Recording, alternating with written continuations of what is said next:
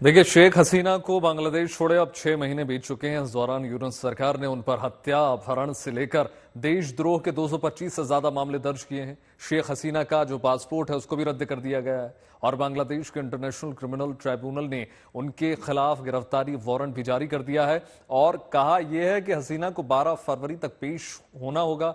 जाहिर सी बात है कि यह सब शेख हसीना को सियासी तौर पर खत्म करने की कोशिश है, प्रयास है, क्योंकि कहीं ना कहीं यूनुस और उनके कट्टरवादी समर्थकों को यह आशंका है कि शेख हसीना अभी भी बांग्लादेश में सियासी समीकरण को बदल सकती हैं। शायद इसलिए उनके हर बयान पर ढाका से कड़ी प्रतिक्रिया निकलकर सामने आ रही है।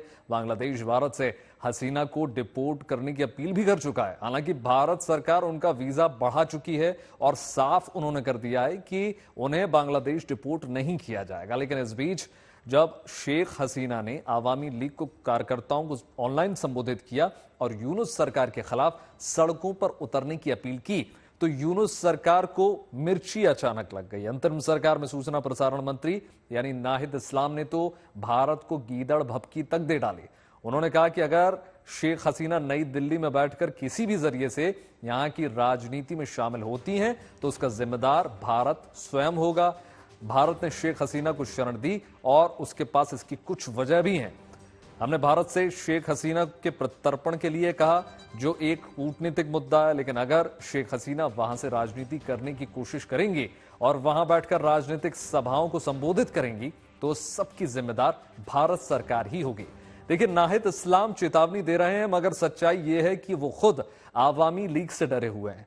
कहा गया है कि अगर फरवरी या मार्च में कोई भी संभावित अराजकता होती है तो उसका जवाब देने के लिए हम सड़कों पर उतर जाएंगे, यानी उनको प्रतिरोध का डर सता रहा है।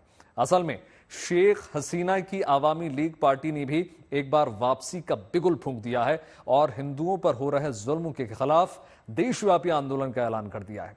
खबर यह निकल कर आ रही है कि बांग्लादेश में दोनों पक्षों के टकराव की वजह से तनाव बढ़ता जा रहा है और यह तनाव इसलिए बढ़ गया है क्योंकि चर्चा है कि शेख हसीना अपनी वापसी की कोशिशों में लग चुकी हैं। यही वजह है कि शेख हसीना भारत में बैठे बैठे ऑनलाइन माध्यम से अपने पार्टी के कार्यकर्ताओं और आम लोगों से जुड़ने का एक प्रयास कर रही हैं, इमोशनल अपील कर रही हैं। बुधवार को उन्होंने अपने संबोधन में यह कहा कि उनके खिलाफ बांग्लादेश में जो आंदोलन किया जा रहा है वो असल में उनकी हत्या के प्रयास का है।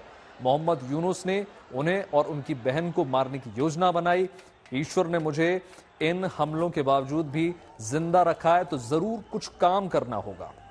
अगर ऐसा नहीं होता तो मैं इतनी बार मौत को कैसे मात देती। उनके बयानों से बांग्लादेश सरकार को मिर्ची लग रही है। बांग्लादेश ने भारत में शेख हसीना द्वारा दिए गए बयानों पर भारत से विरोध दर्ज कराया और भारत के कार्यवाहक उच्चायुक्त को सौंपे गए विरोध पत्र में बांग्लादेश ने इस मामले में गंभीर आपत्ति भी जताई है। हालांकि शेख हसीना मामले में भारत ने पूरी गंभीरता दिखाते हुए बांग्लादेश पर कोई बयान नहीं दिया। हालांकि इस बीच बॉर्डर पर सुरक्षा पुख्ता कर दी गई है। एक दिन पहले बांग्लादेश की तरफ से आए लोगों और बीएसएफ में झड़प भी हुई थी। हालात देखते हुए पश्चिम बंगाल के जलपाईगुड़ी बॉर्डर पर चेकिंग बढ़ा दी गई। जवान पूरी तरीके से सतर्क है।